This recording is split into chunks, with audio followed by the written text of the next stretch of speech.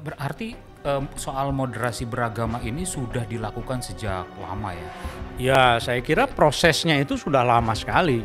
Karena hampir setiap menteri itu kan menggulirkan istilah tersendiri ya. Ada istilah trilogi kerukunan umat beragama misalnya kan. Itu berarti sudah dilakukan ya, Kang Oman? Sekarang kita sedang menggodok, sedang mematangkan rancangan perpresnya, peraturan presiden tentang penguatan moderasi beragama.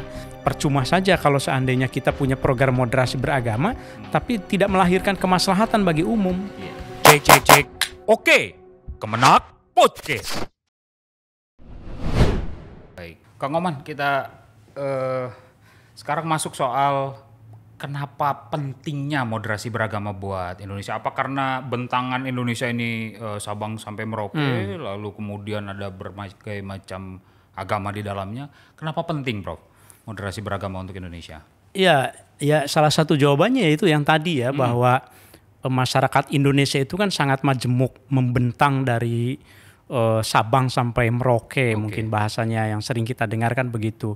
Majemuk, beragam dari segi agamanya, dari segi sukunya, etnisnya, bahasanya, aksaranya, itu sangat beragam sekali. Mungkin masyarakat Indonesia itu masyarakat yang di satu sisi sangat agamis, tapi di sisi lain juga sangat beragam, paling beragam di dunia gitu. Nah, agama itu kan sudah melalui ribuan tahun. Islam saja kan abad ke-6, abad ke-7 gitu ya. Sampai sekarang itu sudah melalui perjalanan peradaban dan kebudayaan yang beragam, termasuk masuk ke Indonesia gitu. Nah, ketika agama itu sudah melalui sebuah perjalanan panjang, maka pemahaman umat beragama terhadap ajaran agama itu kan menjadi sangat beragam. Seringkali umat beragama itu tidak memahami apa sih sebetulnya esensi ajaran agama yang dipraktekannya. Nah, makanya tadi kan kita sudah bicara rumusannya, pentingnya moderasi beragama itu untuk mengingatkan kembali esensi ajaran agama itu apa. Salah satunya kan menjaga nilai luhur kemanusiaan. Nah, ini salah satu alasan mengapa kita itu perlu moderasi beragama, mengingatkan kembali tentang esensi ajaran agama. Gitu, itu yang paling penting ya. Nah, kemudian yang kedua, mengapa kita juga penting moderasi beragama itu karena dalam konteks Indonesia, kalau keragaman tafsir beragama itu tidak ditata ya, tidak dimoderasi, itu kan potensial untuk menimbulkan konflik. Yang namanya perbedaan itu pasti kan menimbulkan potensi ya, potensi. Apalagi agama itu sangat sensitif. Betul. Agama itu melibatkan emosi yang terdalam dari setiap umat beragama. Nah, tapi kan keragamannya itu kan tidak bisa ditolak. Memang beragam kok masyarakat kita. Satu umat beragama saja, pahamnya berbeda-beda begitu. Nah, moderasi beragama itu maksudnya adalah untuk memoderasi atau menengahi atau memberikan solusi jalan keluar supaya keragaman ini tidak menimbulkan konflik gitu. Nah, yang ketiga, saya kira alasannya itu adalah bahwa dalam konteks Indonesia kita itu perlu, umat beragama itu menjaga persatuan dan kesatuan keindonesiaan kita. Jadi moderasi beragama itu bagian dari upaya merawat keindonesiaan kita. Karena itu kan kesepakatan bersama tadi itu ya, tokoh-tokoh merawat keindonesiaan ya. Moderasi beragama itu bagian dari merawat keindonesiaan ya? Iya, Kang. moderasi beragama itu bagian dari upaya bagaimana menyeimbangkan antara komitmen beragama yang harus mendalam, yang harus kafah, yang harus sungguh-sungguh, tapi juga tidak boleh berbenturan dengan komitmen kebangsaan gitu kan. Harus paham juga bahwa ketika kita mengamalkan ajaran agama itu sebetulnya juga tidak bertentangan dengan ketika kita menjadi warga negara yang baik begitu. Iya, ini mungkin banyak kejadian juga, Prof, gitu. Ada yang mencoba membenturkan pemahaman keagamaan dengan komitmen berbangsa dan bernegara gitu ya. Ada upaya-upaya juga gitu. Itu gimana, Prof? Ya, memang ini pengaruh, tidak sekedar pengaruh dari Indonesia sendiri, ada pengaruh dari global ya, pengaruh gerakan transnasionalisme misalnya, gerakan yang ingin di dalam bernegara itu tidak ada batas-batas. Pokoknya kalau dalam beragama itu, misalnya kalau di dalam Islam itu pemerintahan itu harus satu sedunia begitu. Pan Islamisme ya, gitu misalnya. Jadi ada paham-paham yang atas nama agama tetapi kemudian melunturkan komitmen kebangsaan. Ini tantangannya.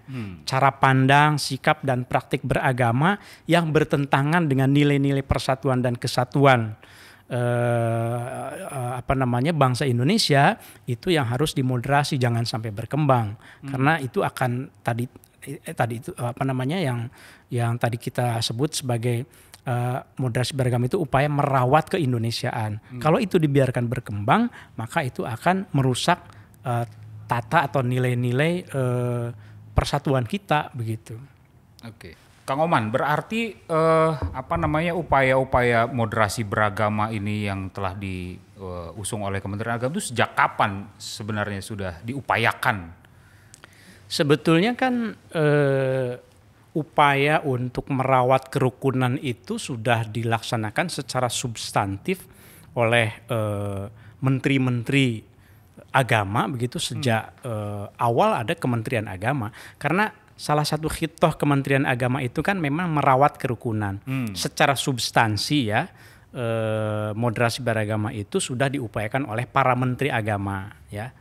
Nah, tetapi secara nomenklatur atau secara istilah, moderasi beragama itu terutama itu dimulai ketika pada akhir 2019 Menteri Agama waktu itu Pak Lukman Hakim Saifuddin itu menggulirkan kebijakan dan bahkan menerbitkan buku moderasi beragama. Mungkin saat itu terutama awal dari kebijakan moderasi beragama ini, sehingga masuk ke dalam RPJMN 2020-2024 menjadi bagian dari arah kebijakan negara di dalam menata tata kehidupan beragama gitu. Oke. Nah, berarti soal moderasi beragama ini sudah dilakukan sejak lama ya? Ya, saya kira prosesnya itu sudah lama sekali. Karena hampir setiap menteri itu kan menggulirkan istilah tersendiri ya. Ada istilah trilogi kerukunan umat beragama, misalnya kan kerukunan umat beragama antar umat beragama, kemudian kerukunan intra umat beragama, dan kerukunan antar umat beragama dan pemerintah. Itu juga kan sama sebetulnya kerukunan. Nah, tetapi dalam moderasi beragama ini terutama kerukunan itu ditempatkan sebagai hasilnya nanti. Rukun damai itu kan hasil.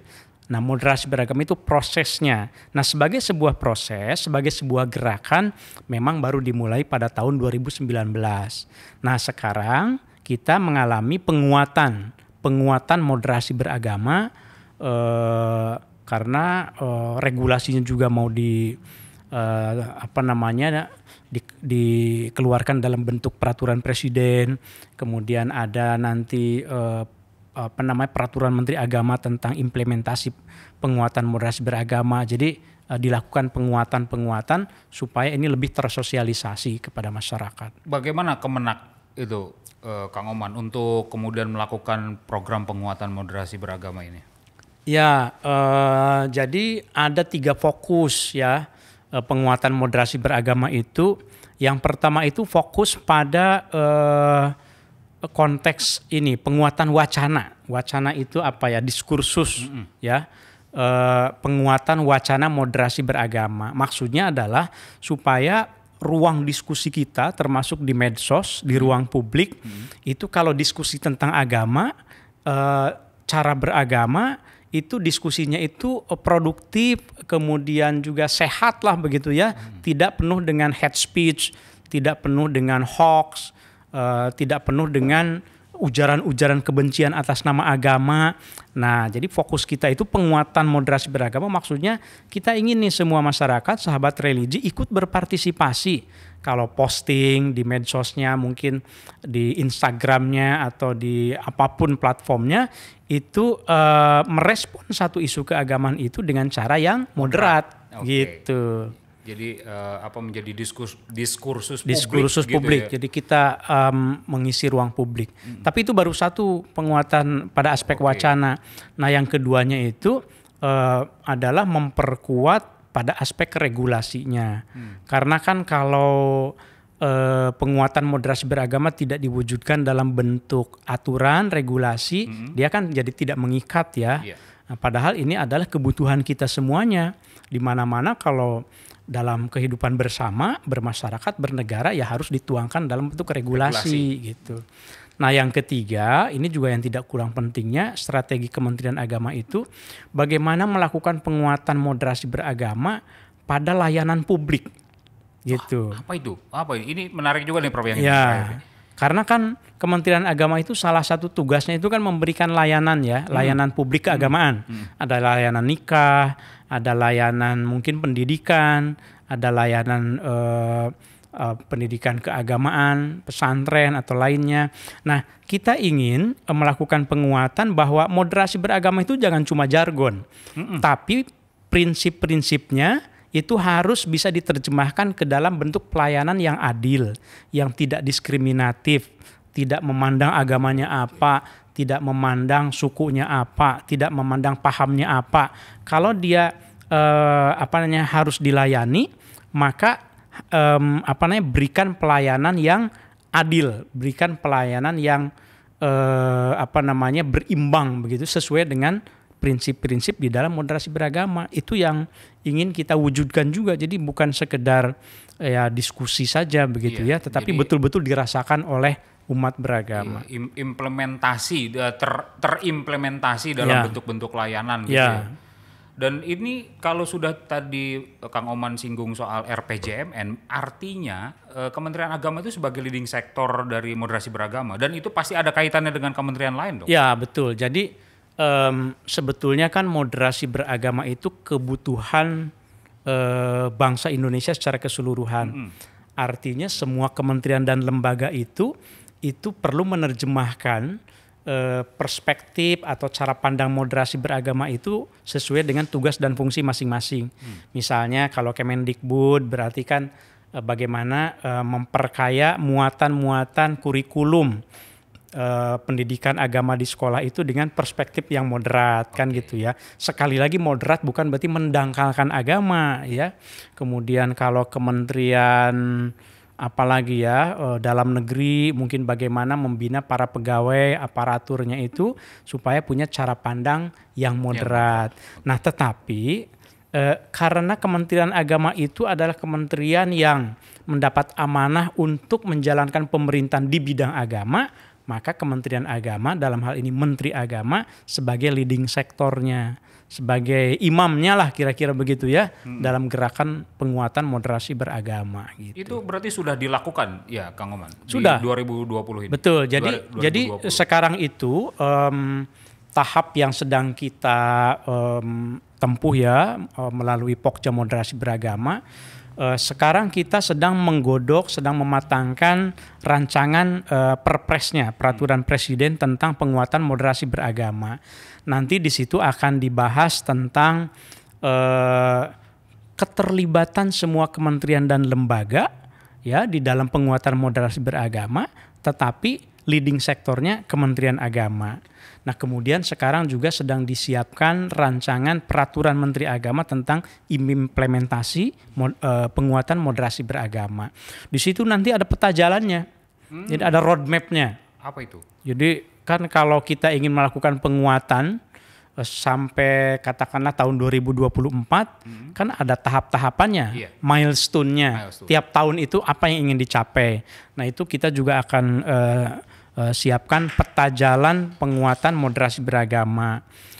Kemudian nanti kita akan siapkan juga rencana aksi implementasi penguatan moderasi beragama. Sudah itu ya? Sudah mulai disusun nih. Jadi nanti itu misalnya satker-satker di Kementerian Agama ya, di Kanwil, kemudian di perguruan tinggi, itu kan harus punya panduan bagaimana mengimplementasikan moderasi beragama. Kalau di kampus itu di dalam Tridharma perguruan tinggi misalnya. Nah itu kita sudah bantu untuk menyusun rencana aksinya. Tentu nanti harus terus dikembangkan bersama-sama juga. Iya, berarti ada target-target, ada milestone tadi ya di 2021 itu apa, di 2022 sampai dengan 2004 itu. Sekarang sudah dalam proses penyusunan ya? Sudah, karena dalam RPJMN itu sebetulnya juga kan sudah diberikan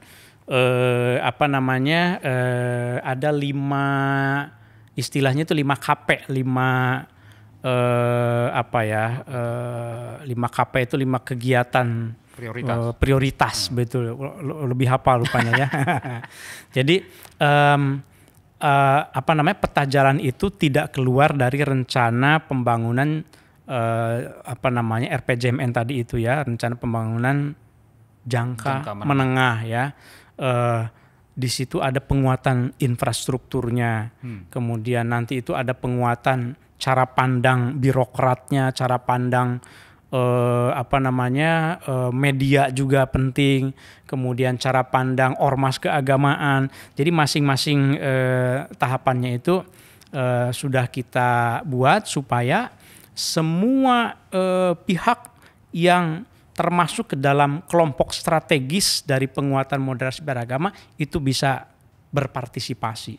Karena tidak bisa dilakukan oleh Kementerian Agama saja, tidak mungkin. Tapi dari satuan kerja di Kementerian Agama itu sudah ada program yang dijalankannya, seperti tadi penjelasan Kang Oman tuh ada layanan-layanan yang misalnya tidak diskriminatif, itu saya dapat bayangan oh iya ternyata bisa dilakukan itu sudah ada gitu ya. Iya, sudah mulai. Jadi Kementerian Agama itu kan apalagi sekarang dengan arahan dari Gus Menteri ya, bahwa kita harus mengelola Kementerian Agama ini dengan semangat baru supaya menciptakan Kementerian Agama yang baru. Nah, salah satu bentuk penerjemahannya itu adalah penguatan pelayanan yang adil. Bagaimana caranya? Dengan transformasi digital misalnya. Semua pelayanan itu berbasis pada integrasi data. Itu kan sebetulnya kalau dipahami dalam konteks moderasi beragama, itu adalah implementasi pemberian pelayanan yang adil. Pokoknya siapapun tidak kenal itu suku agama atau dia punya kenalan atau tidak, dia harus mendapatkan pelayanan yang adil by system yang terintegrasi. Nah, itu sebetulnya penerjemahan moderasi beragama, dan bukan hanya di Kementerian Agama saja, termasuk di kementerian lain, di lembaga lain, itu juga harus bisa menerjemahkan supaya apa? Supaya, nah kembali lagi kepada pengertian rumusan moderasi beragama itu kan untuk menciptakan kemaslahatan. Gitu. Jadi percuma saja kalau seandainya kita punya program moderasi beragama tapi tidak melahirkan kemaslahatan bagi umum. Gitu. Dan itu program layanan yang semacam itu bisa dirasakan langsung oleh bangsa Indonesia gitu ya, warga negara gitu. Betul. Ya, jadi memang nanti itu kita sedang merumuskan ya supaya di tingkat nasional itu ada semacam gugus tugas penguatan moderasi beragama. Nah, gugus tugas ini sampai melibatkan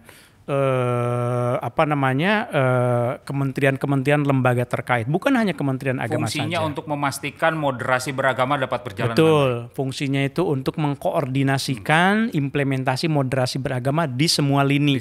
Kan harus ada imamnya. Nah, nanti gugus tugas ini itu dipimpin oleh Menteri Agama. Tentu Menteri Agama dengan kewenangannya nanti kan membentuk Pokja, kelompok kerja begitu. Terus sampai berjenjang sampai ke bawah. Nanti itu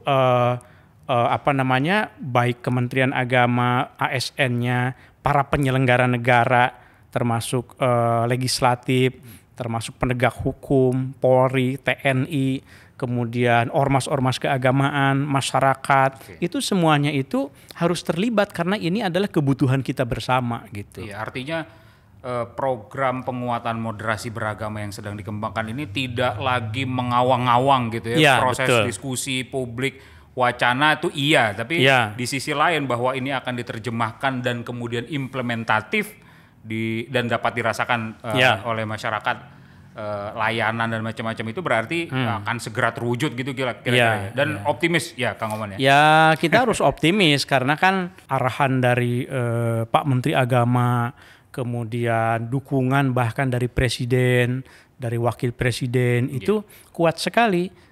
Bahkan semua wakil ormas keagamaan sekarang itu sudah memahami bahwa kita perlu moderasi beragama.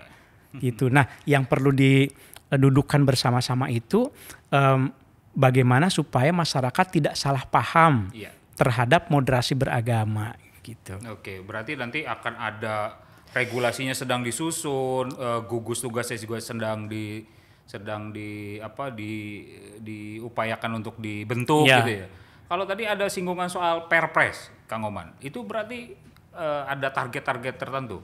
Ya, jadi kan Perpres itu kan sebetulnya wewenang presiden, ya kan?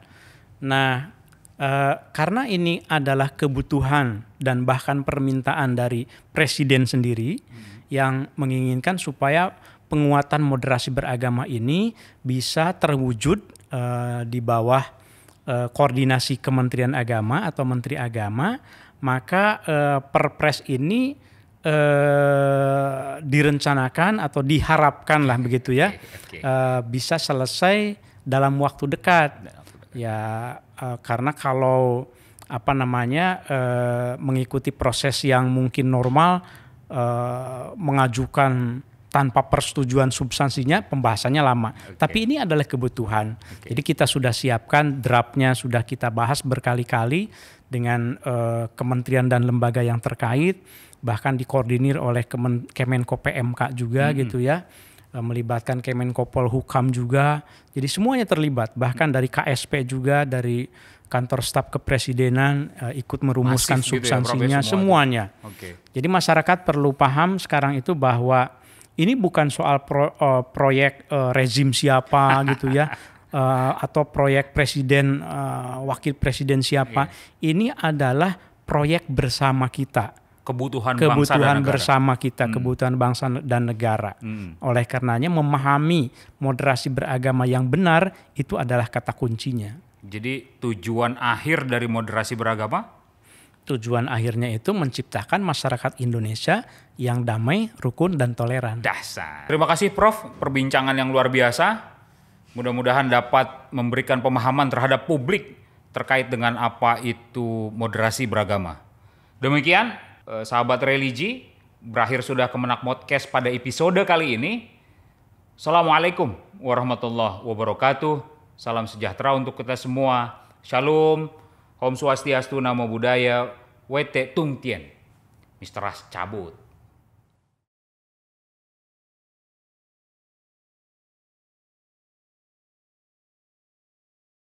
Oke, thank you sahabat religi. Bungkus.